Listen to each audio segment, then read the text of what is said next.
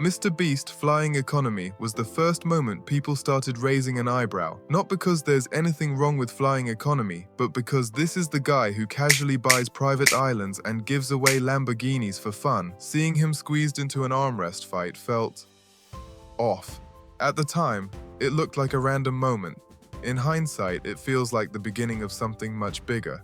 Because shortly after that, Beast Games was announced and suddenly everything clicked. MrBeast wasn't just making YouTube videos anymore. He was trying to build something bigger than YouTube itself. Bigger than viral challenges. Bigger than philanthropy content. Beast Games was pitched as the ultimate evolution of creator content, a real-life competition show with massive challenges, thousands of contestants, and a $5 million grand prize, something that had supposedly never been done before, not even on traditional TV. And to be fair, people believed him. This was the guy who built a real Willy Wonka-style factory, recreated Squid Game before Netflix could even blink, and normalized giving away absurd amounts of money on camera. When MrBeast said he was making the biggest game show ever, most people assumed he knew exactly what he was doing. That assumption may have been the first mistake. Beast Games was framed as a victory lap, proof that YouTubers weren't just internet personalities anymore, but real entertainment powerhouses. Amazon reportedly paid millions for the rights. Entire stadiums were transformed into fake mini-cities. The marketing promised spectacle, intensity, and history in the making. But according to multiple contestants and crew members, the chaos started before filming even properly began. People arrived in Las Vegas expecting organization and structure. Instead, some contestants claim they were handed garbage bags to cover their uniforms because production hadn't properly thought through secrecy concerns. People talking about the poor conditions or they were being mistreated. For me, my experience was if I'm going to go compete for $5 million, I don't expect it to be the Ritz-Carlton. So yeah, we all got sleeping bags, we slept on the floor, we got 3 meals a day. What were the meals? We had oatmeal, we had hard-boiled eggs, but it was kind of weird because we'd have dinner after we're done filming, and sometimes we'd have dinner like 5 o'clock in the morning because thousands of people were already wearing Beast Games outfits in public spaces, which kind of defeats the purpose of confidentiality. Then came the food and water issues. Now, to be clear, not every contestant describes the experience the same way. Some have said they didn't expect luxury and felt conditions were acceptable given the scale of the competition. Others, however, reported extremely limited food portions and long gaps between meals. What's been described sounds closer to bare minimum survival food than fuel for physically demanding challenges. According to multiple accounts, meals consisted of things like oatmeal, hard-boiled eggs, and small portions of vegetables. Some contestants allege that meals were served at odd hours, sometimes after filming wrapped, which could mean eating very late or even early in the morning. Water access is one of the most serious allegations. Several contestants have said that finding water was difficult, and some claimed they had to ask staff repeatedly just to get a drink. These are allegations, but they are consistent across multiple independent accounts. And when you combine heat, physical exertion, stress, and limited hydration, things can escalate quickly. There were reports of people fainting, having panic attacks, and in some cases, experiencing seizures. According to contestants, medics were called frequently. Some individuals have claimed they were unable to access essential medications for days, though this has not been independently verified. Sleeping arrangements also became a major point of criticism. Contestants reportedly slept shoulder to shoulder on stadium floors using thin sleeping bags. There were no showers and very little privacy. Hygiene became a serious concern, with reports of illnesses spreading, including pink eye. Communication issues reportedly made everything worse. Announcements were sometimes shouted down long lines of people, leading to confusion about meals, medical help, and filming schedules. Some contestants claim they missed meals entirely because they didn't hear instructions in time. I'm on dog duty tonight.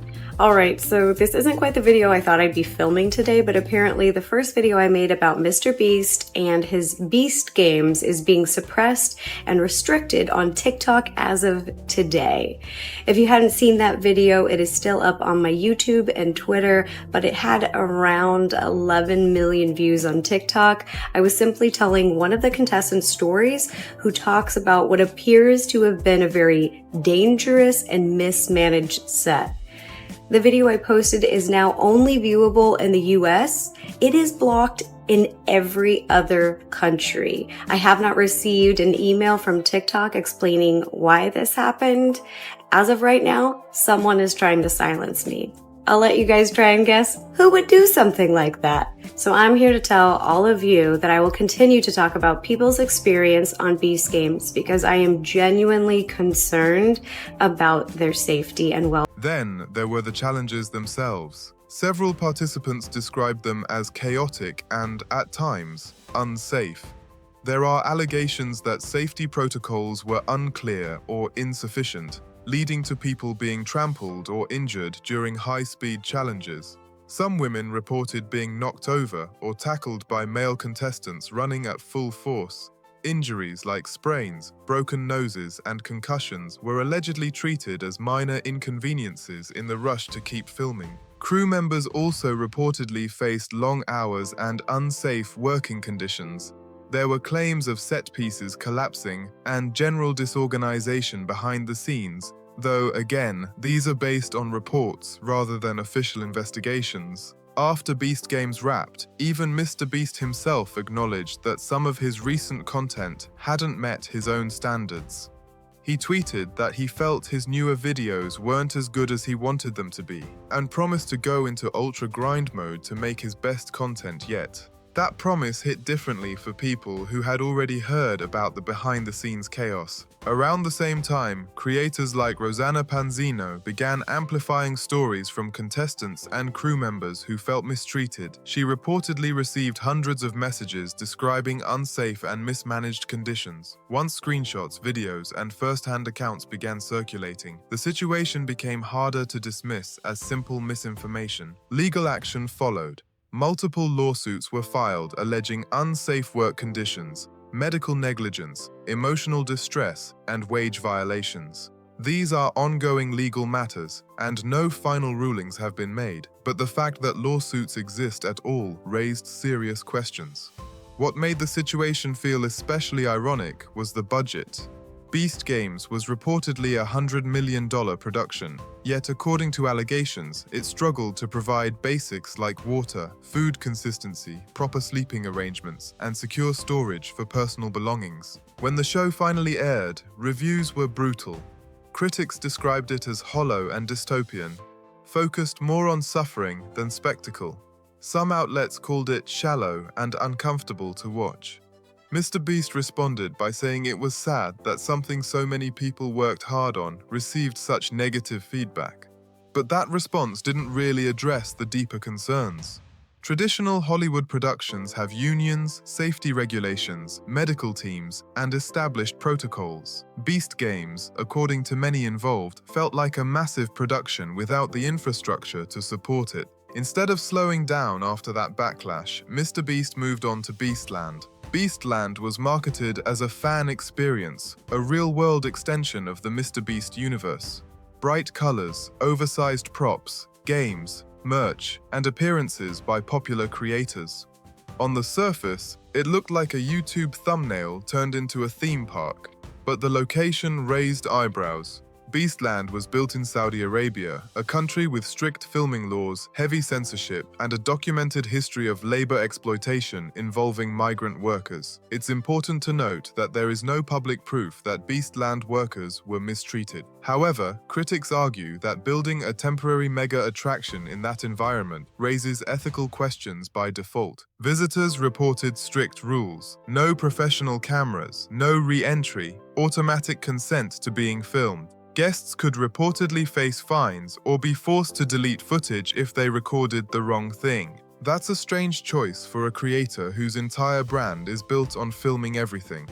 It was later reported that Beastland was part of a paid partnership tied to Saudi Arabia's broader entertainment expansion projects. In other words, this wasn't just a passion project, it was a business deal, a 45-day pop-up experience that would be dismantled and disappear almost as quickly as it arrived. That temporary nature made the whole thing feel less like a gift to fans and more like a polished brand activation. Some creators began calling this shift out directly. The criticism wasn't just about Beast Games or Beastland specifically, but about what MrBeast now represents. Less chaotic generosity, more corporate expansion, food brands, restaurants, tech tools, massive partnerships, a creator slowly turning into a brand empire. And here's the uncomfortable truth. In today's internet landscape, controversy doesn't end careers the way it used to. Influencers don't need to appeal to everyone anymore. They just need a loyal niche. History has shown that unless a creator is involved in extreme criminal behavior, most controversies fade. Audiences move on, brands keep paying, the machine keeps running. So the question isn't whether MrBeast is cancelled. He's clearly not. The real question is whether the image he built can survive the growing gap between who he used to be and what he's becoming. He's still massive. He's still breaking records. But the perception has shifted. He no longer feels like a wild creator giving away money for fun. He feels like a corporation wearing a creator's face. And that shift is what people are reacting to. Not because he failed once, but because the cracks are starting to show. Thanks for watching. If you enjoyed the video, make sure to like, subscribe, and share it. I read every comment, so let me know what you think. And hit the notification bell so you don't miss what's next.